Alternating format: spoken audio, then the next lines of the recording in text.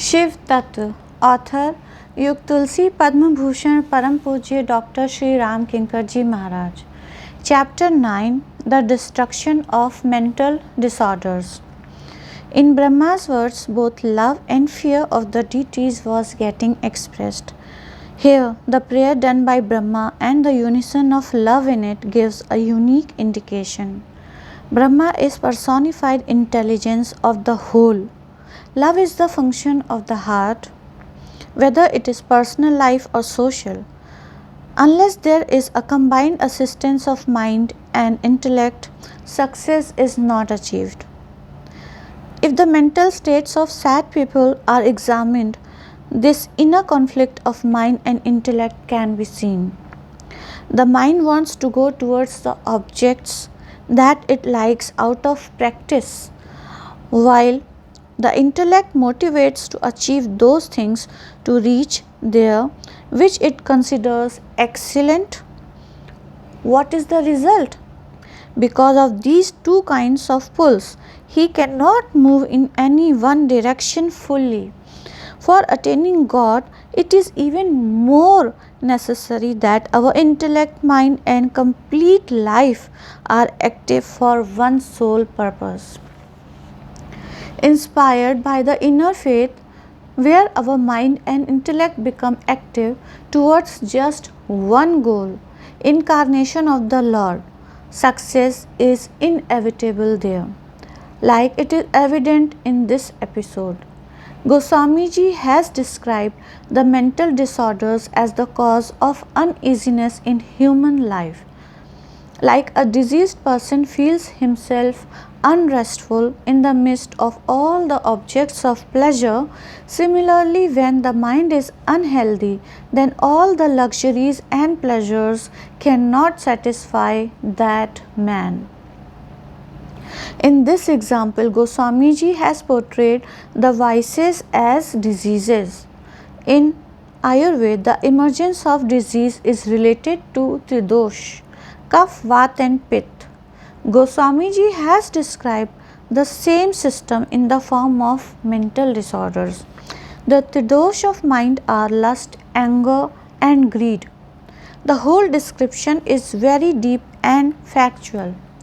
काम वात कफ लोभ अपारा, क्रोध पित्त नित छाती जारा, प्रीति करही जो तीन्यों भाई, उपजई सन्निपात दुखदाई, अहंकार अति दुखद डमरुआ, दंभ कपट मद मान नहरुआ, तृष्णा उदर वृद्धि अति भारी, त्रिविध ईसना तरुण तिजारी, पर सुख देख जरनी सोई छई, कुष्ठ दुष्टता मन कुटिलई, ममता दादु कंदु ईर्षाई, हर्ष विषाद गरह बहुताई, जुग विधि ज्वर मत्सर अविवेका, कहाँ लगी कहों कुरोग अनेका, एक व्याधि बस मरहि ए, असाधि बहु व्याधि, पीड़हि संतत जीव कहूँ, सो किमि लहै समाधि.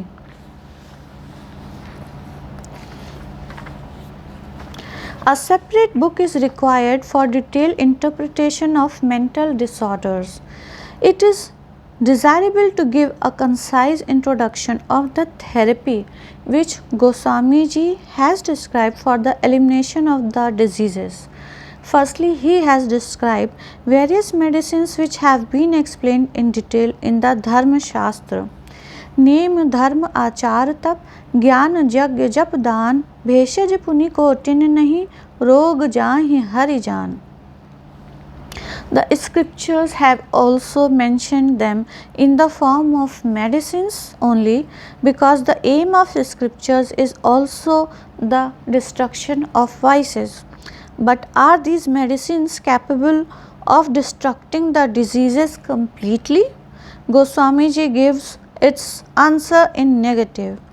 On pondering deeply, his nahi rog jahi hari jaan appears to be totally reasonable. Two things come up as the causes. In mental disorders, the problem that is faced is different and complicated than the physical diseases. In physical diseases, mostly one or two diseases attack simultaneously, and it is easy to cure if there is only one disease.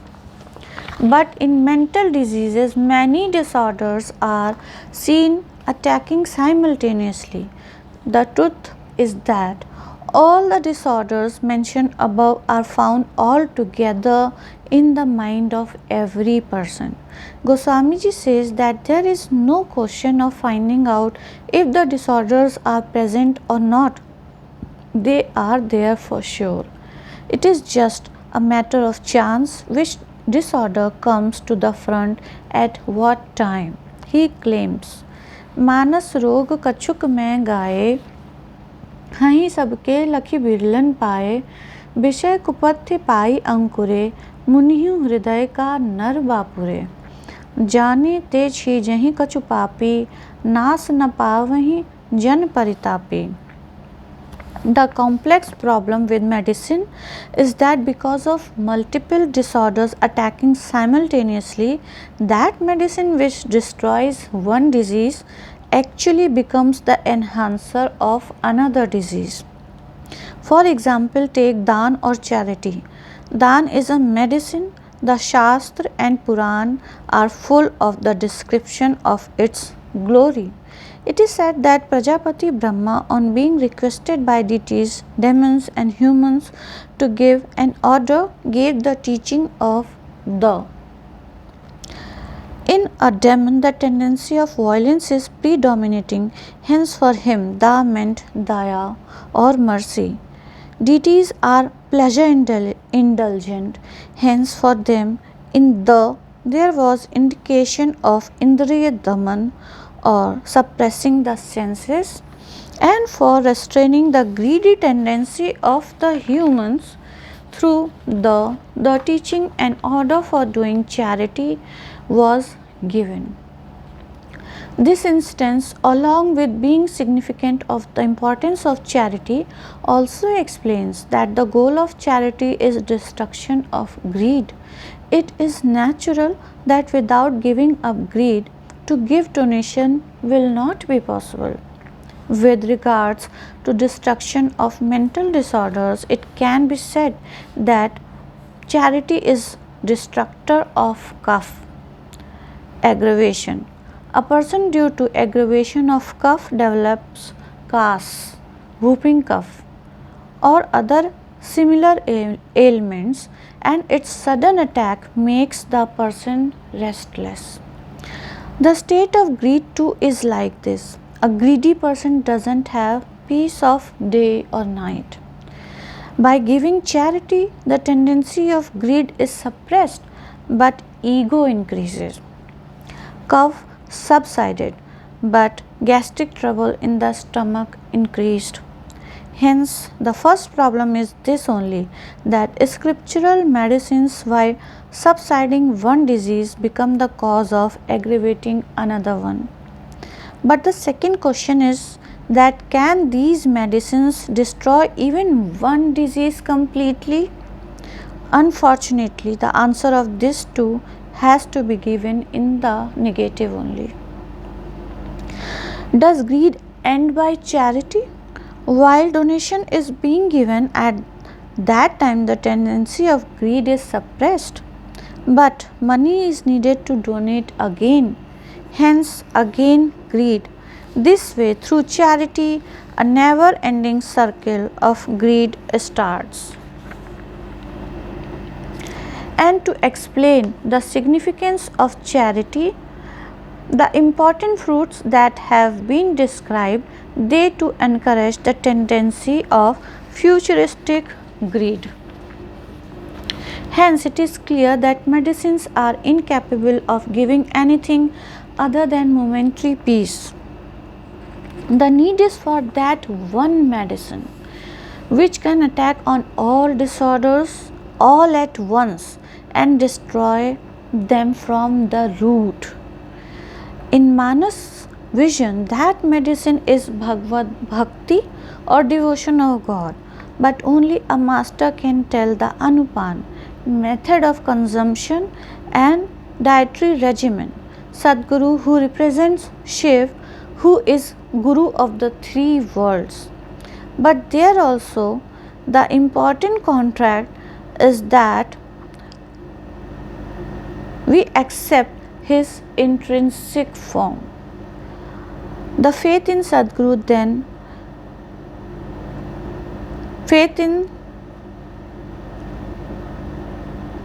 the intention is clear that if we are not able to place faith in Sadguru, then Shiv's reflection could not be seen in Guru, and then there is no possibility of getting the medicine, whether we call it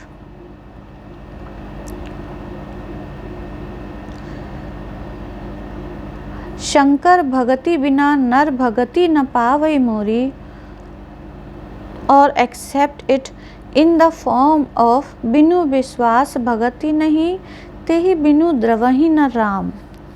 Where there is Shiv, energy necessarily has to be there. Hence, with faith, it is mandatory for reverence to be present. In context of mental disorder, reverence has been given the form of anupan, thing given along with the medicine, in whose absence the power of medicine does not apprise fully. सद्गुरु वैद्य वचन विश्वासा, समझम यह न विषय कै आशा, रघुपति भगति सजीवन मूरी, अनुपान श्रद्धा मति पूरी, यही विधि भले ही सुरोग न साही, नाही त जतन कोटि नहीं जाही.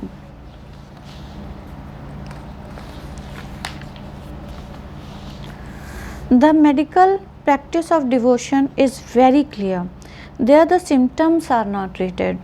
Where there are many diseases and they have mutually contradicting symptoms, there the diagnosis based on symptoms and treatment will be completely unsuccessful. In devotional practice, the whole focus is kept on the root cause. Why is the mind diseased? Normally, as it is seen in physical diseases, that all diseases are due to person's mistakes. Same is the case with mental diseases. In fact, the truth is that mental disorders originate first, and then as a reaction the body too becomes ill. Later on, it will become clear that the hunger and thirst of mind is very fierce. It is trying to satisfy its hunger and thirst by taking pleasure through all the senses. When the senses get tired, then it creates dreamland in sleep and tries for fulfillment there. According to the principle of rebirth, this dissatisfaction of mind is the cause of heaven, hell, and rebirth. The body becomes ill due to too much indulgence in pleasures. On the other hand, the situation of mind is even more remarkable. As soon as there is an intense desire for desired object, calm vath rises and its result surfaces in two forms. On desire being fulfilled, greed in the form of cough increases, and in the absence of fulfillment of the desire, anger in the form of pitta increases. In this way, the cycle of tridosh is completed.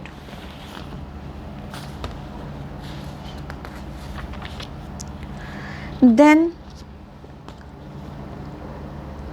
these mental emotions of anger and greed are expressed in the form of other disorders. Pretense, deceit, conceit, intoxication, ego, and longing are the disorders of the branch of greed. Or say that some of them are expressed as the assistants of greed, that is pretense, deceit, etc., and some as results of desire fulfillment, that is ego, attachment, and longing in life. On the other hand, wickedness, envy, feeling of jealousy on seeing others' happiness are the different forms and diseases of the branch of anger. In this manner, the diseases shrink into root forms and they too converge into one.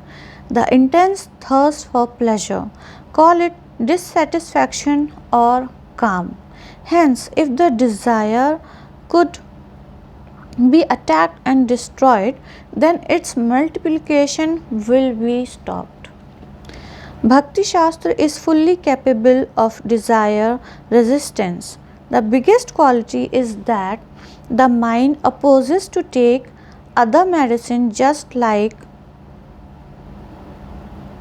a patient with physical disease is averse to bitter medicines. But if he is given tasty medicine, then he consumes it with zeal. The mind cannot oppose in any way to consume the Sajivan Muri of devotion, because the pleasures that it loves are all available in this external form of the medicine of devotion.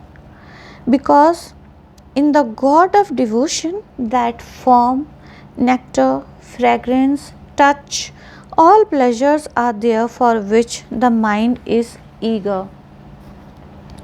But what will be the nature of the medicine? The patient does not have to decide it himself. He should just choose the doctor. Patient is free to call a doctor as per his wish.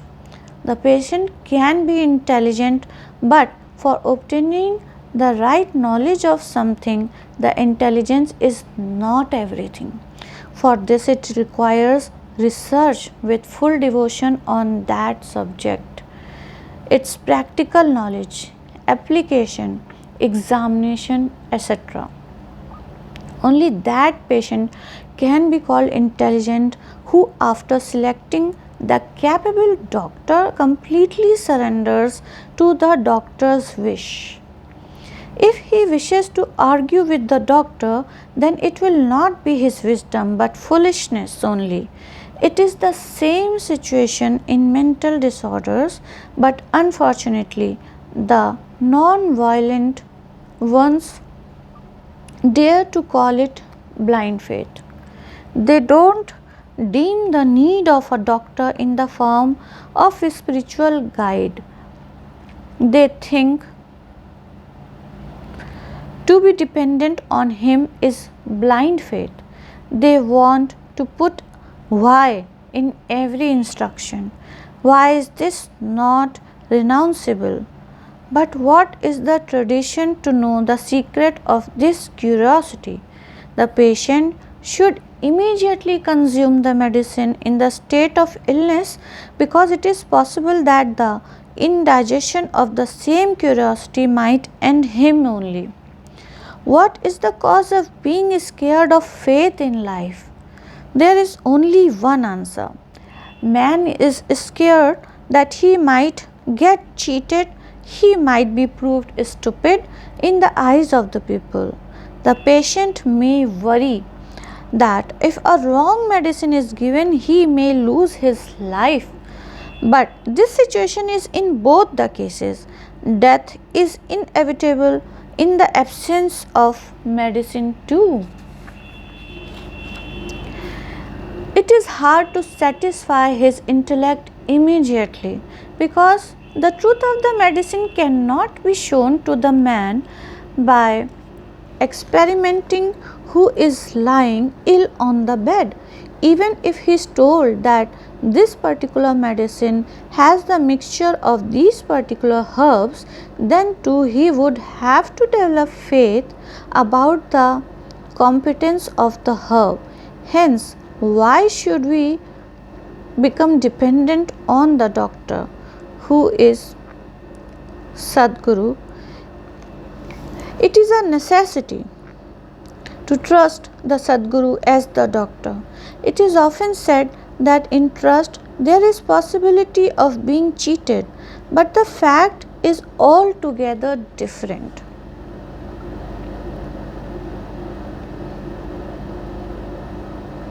There are many incidents narrated as examples of cheating, but it is named as faith because of not understanding the nature of faith. One man, trusting a saint, gave his money to make it double. The saint went away with the money. Now, to name it as faith and cheating is disrespecting faith. It was either business or the intention of cheating the other, a business in which the money gets doubled just like that. Now, if there is a loss in that foolish business, then what is the need of crying and speaking ill of faith? The truth is even more bitter. This incident is the story of the struggle of two cheaters. A man, by doing physical service of another one who is just bearing the name of a saint, or by spending 50 or 100 rupees, wants to get lakhs of rupees from him. If this is not cheating, then what is it? Then it is mandatory for the intelligent cheater to win in the battle of cheaters. All other similar incidents have the same truth, whether they are born out of lust or greed. Not even one incident can be found wherein the effort to attain devotion in the pure pious form there has been any deceit. The part of getting cheated of the incident is promoted in such a way that the person hearing and reading that gets so much affected that he does not try to understand its background. Like in a fight between two people, the onlookers develop sympathy for the one who is getting beaten up, even if the first attack and the initiation of the quarrel was done by the one who is being beaten up, because the crowd gathers only after the quarrel has intensified. It does not know about the beginning. The same situation is in such incidents too. The reason is that even after listening and reading such incidents in hundreds, people do not get alert and continue to be duped. The reason of this is that in man the desires of greed and wish fulfillment are so powerful that in those situations alertness cannot come. These incidents are not the reflection of just the person who is cheating, but of the whole society's attitude. Who are the duped people? The one who has greed, the desire to get progress without any effort, or who is a criminal, is a briber, or the one who searches for the saint with the motive that he gets such a blessing that his crime is not proved. Many people try to take advantage of their such kind of desires. In faith, there is selflessness and surrender. In Manas, two incidents prove this point in the opposite manner. The image of two fake sages comes in Manas who try to deceive. One is successful in the attempt while the other is unsuccessful. One is Kapat Muni who deceives Pratap Bhanu. The second is Kal Nemi who doesn't succeed in deceiving Hanumanji. Why opposite results?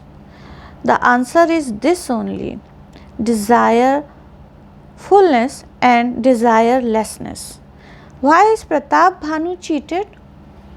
Because of faith? No, because of own deceitful behavior.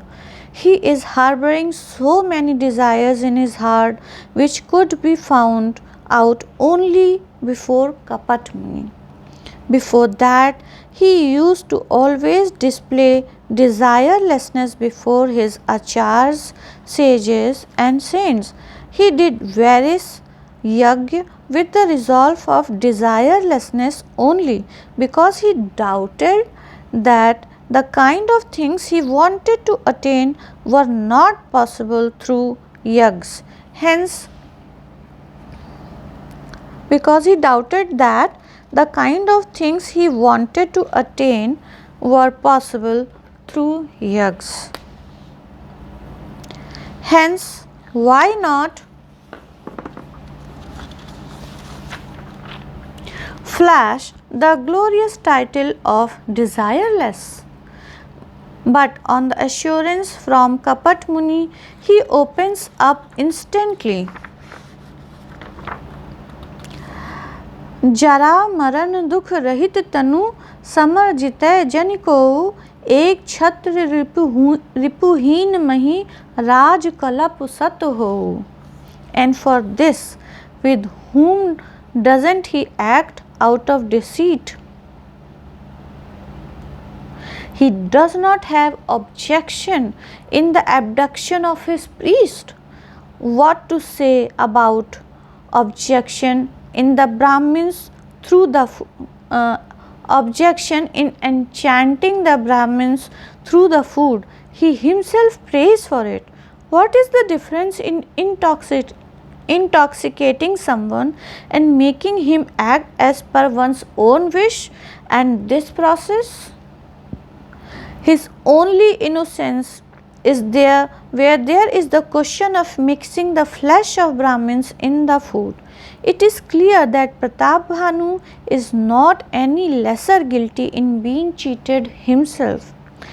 The momentary blind faith towards Kapat Muni was the result of his desire, because there too he had initially behaved in a diplomatic way. He introduced himself as a minister of Pratap Bhanu. He scripts the play of faith when the desires of his mind blinded him after listening to the greatness of Kapat Muni. Hence, in spite of having sympathy towards Pratap Bhanu, on analyzing the facts, he is proven to be the cause of his own state. Kalnemi tries to cheat Hanumanji. Hanumanji is faith incarnated because he is the incarnation of Shiv. On one side is deceit and on the other is faith, but there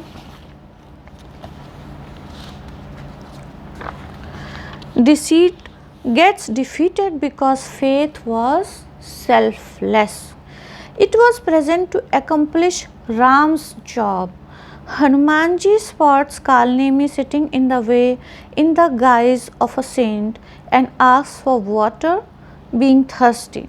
The demon wants to mesmerize him by telling the news of Ravan's battle, praises his own eye of knowledge. He also presents temptation before Hanumanji that if he accepts initiation, that is Diksha, then he would also get that eye of knowledge. Sar Paithat Kapi सर मज्जन करी आतुर आवहूँ दीक्षा देऊँ ज्ञान जेहि पावहूँ. There is no such desire in Hanumanji's heart. He enters in the pond to drink water. In the water there lives a cursed heavenly fairy in the form of a crocodile. This female crocodile represents intellect, which has been made a crocodile due to her arrogance and waywardness. She kills the people, taking them deep down, who go there in hope of life. This is the state of arbitrary intellect in life, but the way to her salvation is holding the feet of faith. Hanumanji frees her from the cursed body by hitting her. Then that very intellect, becoming the servant of faith, alerts about the reality.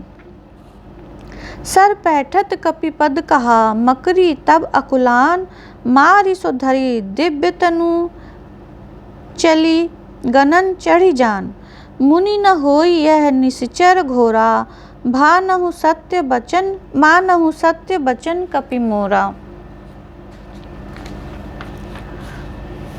Sri Hanumanji, on knowing the reality of Kalnemi get success in destroying him. In this manner, real faith could never be cheated. This is clear. The nature of devotion is vast. It has different forms of practices for people with different mentalities determined in it. In the mental disorders too, there is dominance of some or the other disease in the life of every person. It is an impossible task to decide by oneself which form of devotion will be the best to start for a particular person. Only an experienced knower can determine this. The seeker should also try to bring complete faith in his heart. When the seeker practices on the path as directed by the Acharya with reverence filled conscience, then gradually the vices of life are destroyed and peace is infused. There is need of complete efforts for the building of internal life along with the physical efforts for external formation. The society should utilize those divine gems which have been given by numerous ancient sages after researches in this direction. Especially in Manas, the effort has been made to resolve all the problems of the human race, but the need is that the promotion of its realistic form. This is a small effort in this direction as much as it could be possible. In Manas, the essence of Shiv has been depicted in the form of faith. The foundation stone of devotion is faith. Today, there is lack of trust and faith in the society. The reputation of faith is also in a distorted form. I have tried to tell in this book what is the form of faith in the eyes of Manas. Chapter 9 ends here.